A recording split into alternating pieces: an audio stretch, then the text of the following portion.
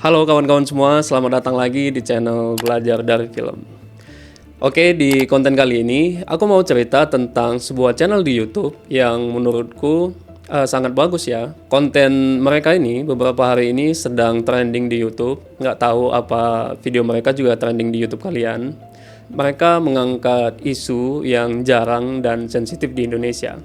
Jadi konten mereka ini berisi tentang anak-anak muda yang jujur menurutku mereka ini berani karena mereka menjebak para pelaku pedofilia. Iya, kalian nggak salah dengar.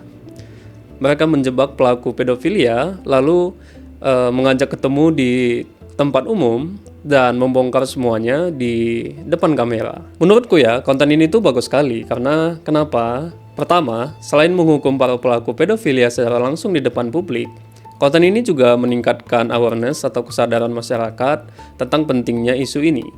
Terbukti dengan dari 2 video yang mereka publish, mereka bisa mengumpulkan jutaan views dan ratusan ribu subscriber. Nanti link videonya aku cantumkan di kolom komentar, mana tahu kalian penasaran mau nonton videonya ya. Jadi setelah menonton video mereka, aku jadi teringat salah satu episode dari series Black Mirror yang berjudul White Bear. Kenapa menarik? Karena di episode White Bear ini, mereka menghukum para pelaku kekerasan pada anak dengan cara yang sangat ekstrim. Jadi kenapa aku angkat tema ini? Karena gini ya, di Indonesia ini kasus kekerasan pada anak bukan masalah yang kecil. Dari data KPAI sendiri, setiap tahun itu ada ribuan laporan yang masuk, mulai dari kekerasan fisik, kekerasan psikis, dan kekerasan seksual. Makanya konten kali ini itu terasa relevan untuk dibahas, karena ketika angka kekerasan pada anak naik dan rasa frustasi di masyarakat semakin tinggi, maka pertanyaan hukuman apa yang paling adil pasti terasa dekat dengan kehidupan kita sehari-hari. Nah, sebelum kita masuk ke pembahasan alur film White Bear, aku mau mulai dari satu pertanyaan yang agak nyelekit nih. Kalau misalnya kita punya teknologi buat menghukum para pelaku kekerasan pada anak dengan cara sangat ekstrim, kita akan pakai atau enggak? Nah, untuk menjawab pertanyaan itu, kita akan diskusi tentang alur film White Bear dan nanti kita akan bahas jawabannya. Bukan untuk membenarkan hukuman ekstrimnya, tapi untuk menambah awareness kita kalau kasus kekerasan pada anak itu nyata, serius, dan lebih dekat dari yang kita kira. So, selamat datang untuk kalian semua, karena di sini kita nggak hanya nonton film, tapi kita belajar dari film.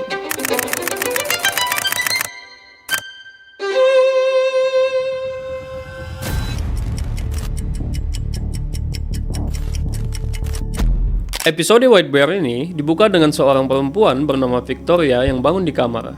Dia kelihatan linglung, pusing, dan gak ingat apa-apa. Bahkan wajahnya sendiri di foto-foto yang berserakan gak familiar buat dia. Pas dia keluar rumah, keadaan makin aneh. Ada orang-orang di luar rumah, pegangin ponsel, ngerekamin dia. Tapi mereka gak ngomong, gak nolong, cuma ngerekam. Kayak Victoria itu hewan langka di kebun binatang. Belum sempat mikir, tiba-tiba ada orang bertopeng muncul bawa senapan ngejar Victoria. Dan orang-orang yang tadi cuma ngerekam. Mereka tetap ngerekam, gak ada yang bantu, gak ada yang peduli. Di perjalanan lari-larian ini, Victoria ketemu seorang cewek bernama Jem yang bilang kalau semua orang udah kena sinyal hipnotis dari White Bear. Alat yang bikin mereka cuma bisa jadi penonton pasif. Padahal dunia lagi kacau. Dari sini episode jadi survival mode. Mereka dikejar, dipojokin, dan Victoria makin kalut karena dia benar-benar nggak ngerti kenapa orang yang memperlakukannya kayak objek tontonan. Tapi, semuanya berubah ketika mereka tertangkap. Di momen itu, twist besar muncul. Ternyata semua yang Victoria alami bukan dunia yang rusak. Semua itu pertunjukan.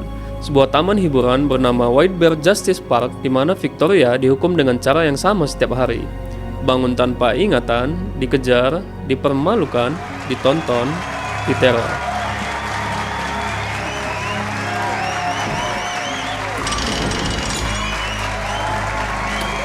Dan kenapa dia dihukum?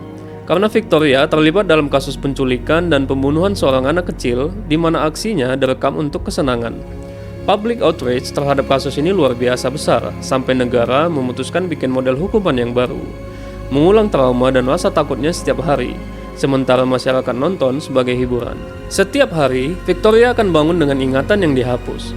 Setiap hari, dia akan mengalami rasa takut, kebingungan, dan penderitaan yang sama. Setelah semua selesai, dia diikat di kursi, dipaksa menonton rekaman kejahatannya sendiri. Lalu memorinya dihapus untuk memulai siklus yang sama besok harinya.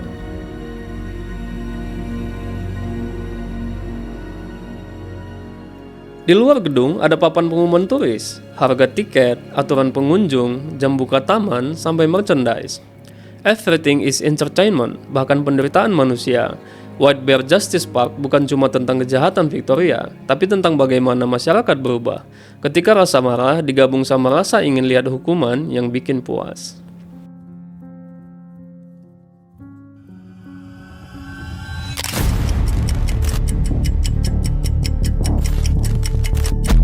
Victoria, tokoh utama di film ini, jelas adalah seorang pelaku kejahatan berat. Tapi ketika dia dihukum dengan cara diulang setiap hari, ditakut-takuti, terus dibuat bingung, lalu orang sekitarnya ngerekamin dia sambil ketawa, kayaknya kerasa aneh kan?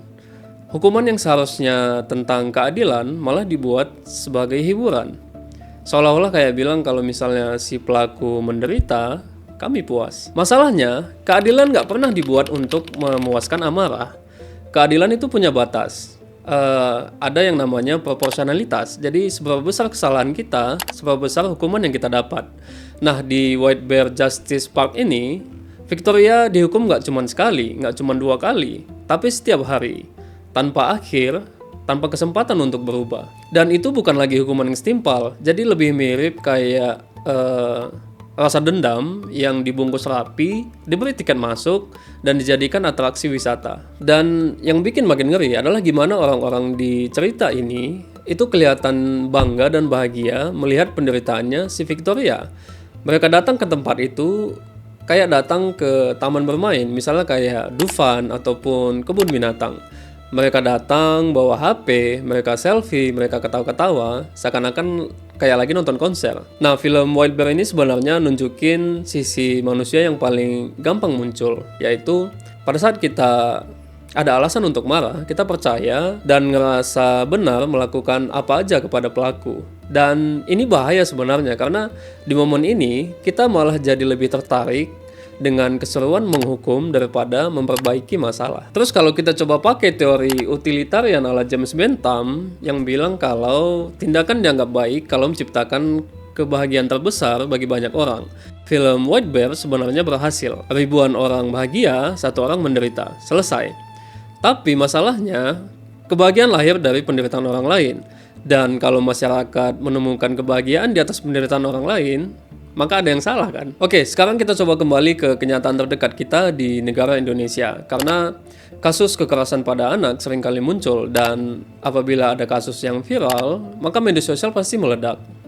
Komentar-komentar kayak hukum mati pelaku, ataupun komentar kayak siksa dulu biar kapok, dan lainnya pasti muncul. Dan jujur ini reaksi manusiawi, karena kita pasti marah kalau menyangkut anak-anak. Tapi film White Bear ini seakan ngingetin kita kalau jangan sampai marahnya kita malah bikin kita kehilangan batas.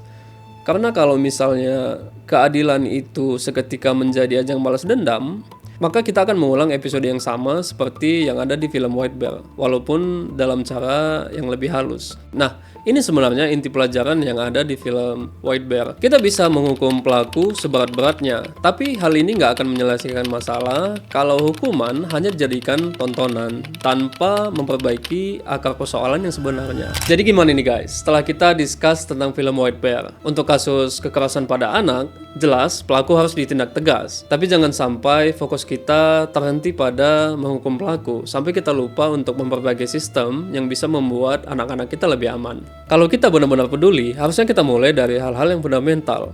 Misalnya kayak laporan yang dipermudah, terus edukasi yang diperkuat, pendampingan keluarga, dan perlindungan sekolah anak-anak kita. So, kalau kalian peduli sama isu kekerasan pada anak, jangan berhenti di nonton konten ini.